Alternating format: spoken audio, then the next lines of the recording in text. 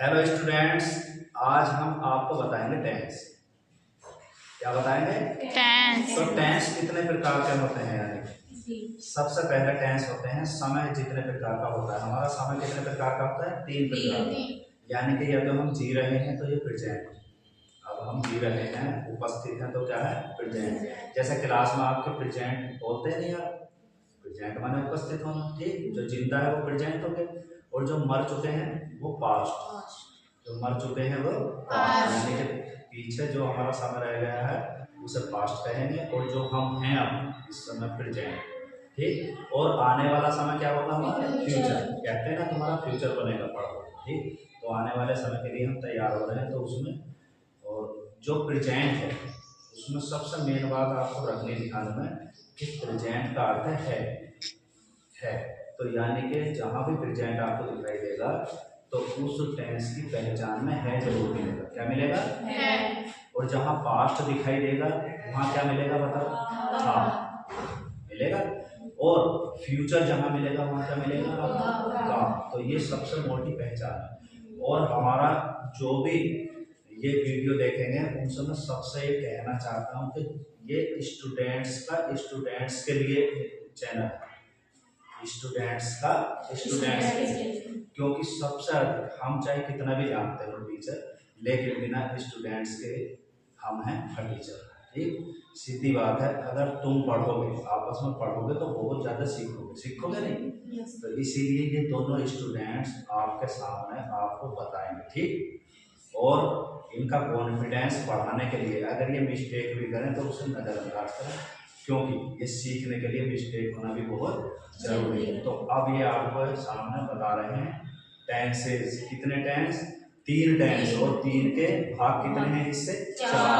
और वे इधर लिख दिए हैं प्रेजेंट, पास्ट, फ्यूचर। ये हो गए 3। और इनके हिस्से कितने हैं? Indefinite, continuous, perfect, continuous. ठीक है। तो अब ये स्टूडेंट्स आपके साथी बनकर आपको समझाएंगे। ठीक, चलो। हेलो स्टूडेंट्स, आज हम पढ़ेंगे एक ही वीडियो में सारे टेंस। रोज हम एक एक दो करके पढ़ते थे, लेकिन आज हम सारे टेंस पढ़ेंगे। हमारे टेंस कितने होते हैं? 3। और उनके कितने भाग होते हैं? 4। 3 टेंस कौन कौन से होते हैं? Present, past, future. प्रेजेंट मतलब वर्तमान काल, पास्ट मतलब भूतकाल और फ्यूचर मतलब भविष्य काल, आने वाला काल। इनके भाग होते हैं 4। कौन कौन से भाग होते हैं? कितने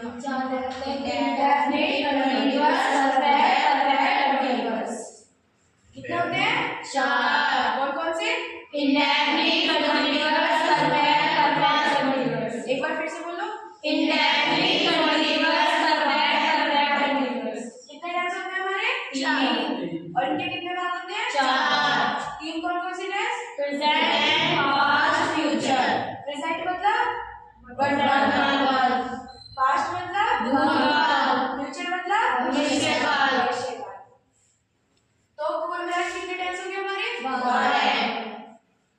सबसे पहला टेंस लेंगे हम प्रेजेंट इंडेफिनिट। आप सभी जानते हैं सबसे पहला tense present indefinite. Present indefinite tense में अफर्मेटिव में बिल्कुल अफर्मेटिव में आएगी V1। अफर्मेटिव में आएगी V1। आप पूछोगे V1 क्या होती है? V1 मतलब मेन वर्ब की फर्स्ट फॉर्म। V5 भी आती है। V5 कब आएगी? जब कर्ता एक वचन कर्ता कौन कौन से होते हैं? हाँ, कोई भी नाम ये होते हैं एक वचन कर्ता। तब आएगी हमारी V5। V5 क्या होती है? मेन वर्ब की फर्स्ट फॉर्म में S या ES। मेन वर्ब की फर्स्ट फॉर्म में S या ES। फिर अगर नेगेटिव सेंटेंसेस हो, नेगेटिव तो आएगी डू और डज। नेगेटिव इंट्रोगेटिव अफर्मेटिव से अलावा जितने भी हो उनके साथ आएगी डू और डज। डू कौन से कर्ता के साथ आएगी? बहुवचन। और बहुवचन कर्ता कौन कौन से होते हैं? और डज किसके साथ आएगी? एक वचन कर्ता कौन कौन से होते हैं? और इसकी पहचान क्या है प्रेजेंट इंडेफिनिट की? ता है, ते है। इंडेफिनिट की पहचान, बस इंडेफिनिट हम ऐसे पहचान लेंगे कि वाक्य में ता मिला होगा, ता। और प्रेजेंट की पहचान है। तो इसकी पहचान क्या होगी? ता है, ते है, ते है। सेकंड टेंस हमारा पास्ट इंडेफिनिट। इंडेफिनिट की पहचान क्या बताई? था। और पास्ट की था। तो इसकी पास्ट इंडेफिनिट की पहचान हो गई था। इसको बनाने का तरीका देखते हैं। V2 मतलब मेन वर्ब की सेकंड फॉर्म। जब अफर्मेटिव होगा ना हमारा सेंटेंस तो मेन वर्ब की सेकंड फॉर्म आएगी। किसका अफर्मेटिव? मेन वर्ब की सेकंड फॉर्म आएगी जब कोई सा भी करता हो, चाहे एकवचन हो चाहे बहुवचन हो। पास्ट इंडेफिनिट में अफर्मेटिव में मेन वर्ब की सेकंड फॉर्म आएगी।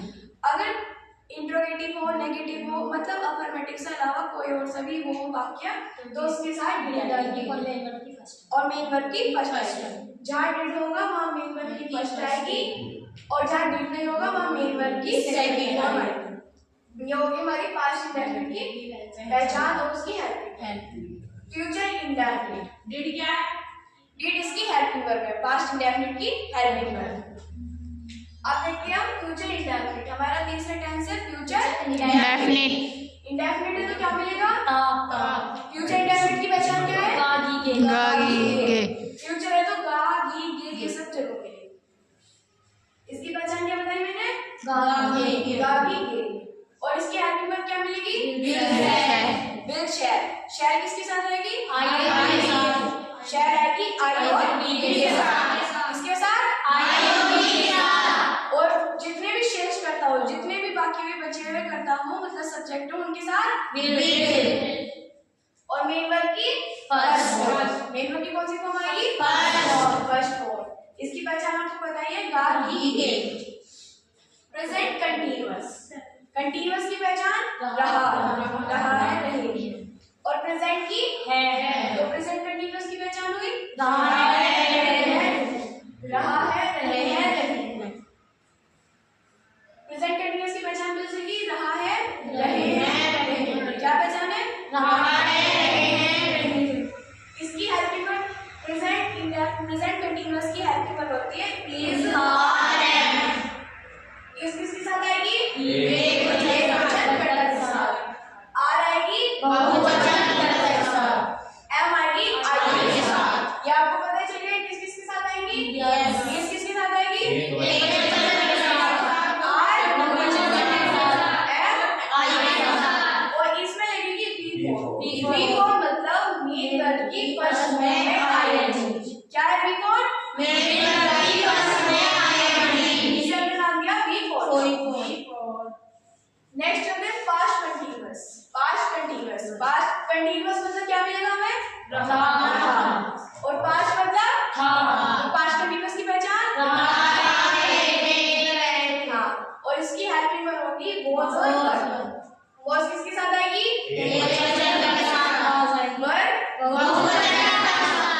और ये कंटीन्यूअस है तो इसमें भी बी फॉर है। बी फॉर मतलब जितने भी कंटीन्यूअस होते हैं उन सब में बी फॉर लगती है। मेन वर्ब में फर्स्ट में आईएनजी। ठीक है, इसकी पहचान आपको पता ही रहा था। अब फ्यूचर कंटीन्यूअस। फ्यूचर है तो क्या मिलेगा? फ्यूचर है तो हमें गा मिलेगा। जहाँ भी फ्यूचर है वहां हमें गा जरूर मिलेगा। और कंटीन्यूअस है तो रहा। तो इसकी पहचान क्या होगी? रहे होंगे। क्या पहचान है?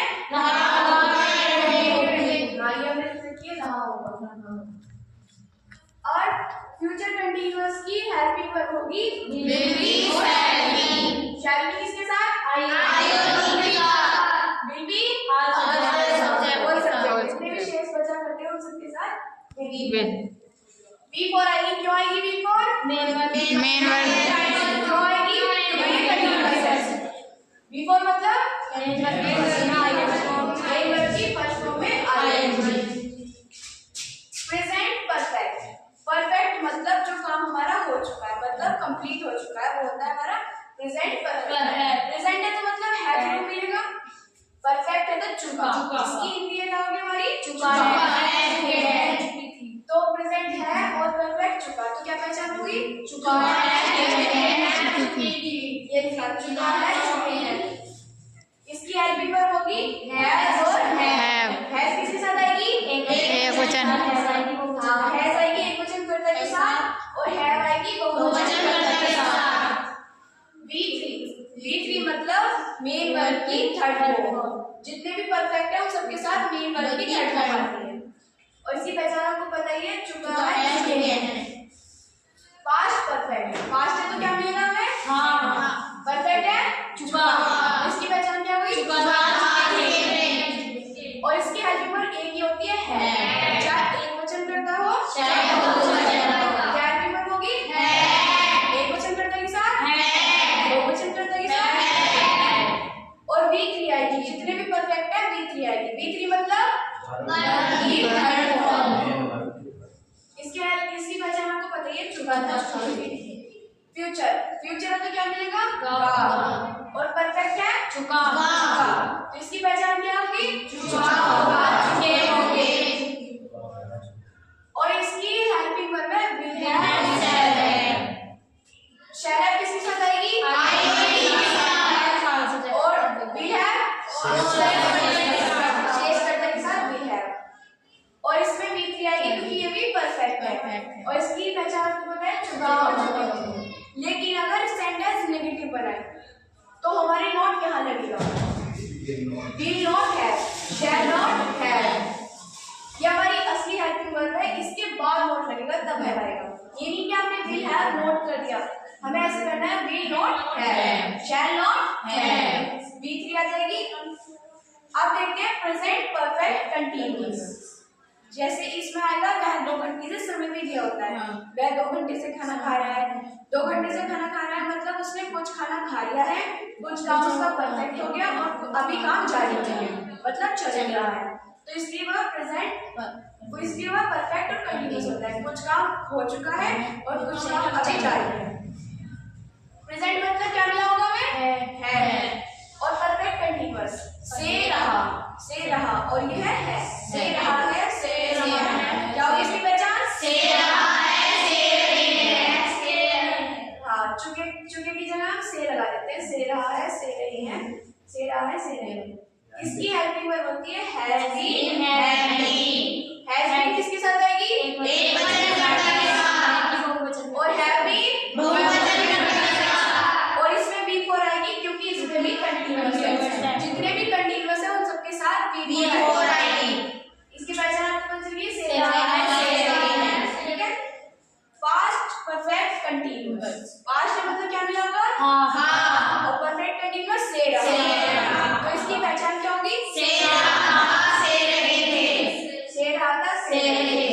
इसकी हेल्पिंग वर्ब एक ही होगी, हैड बीन। चाहे एक वचन करता हो चाहे बहुवचन करता हो, क्या आएगी? Had been. B4 इसके साथ भी आएगी क्योंकि ये भी कंटीन्यूअस है। B4 मतलब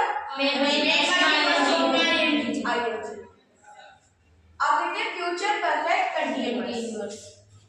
इसकी हेल्पिंग वर्ब होती है will have been, shall have been। shall have been किसके साथ आएगी?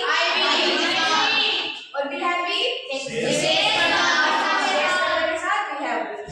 V4 इसमें भी आएगी क्योंकि इसमें कंटीन्यूअस है। इसकी पहचान आपको पता चलेगी, से रहा।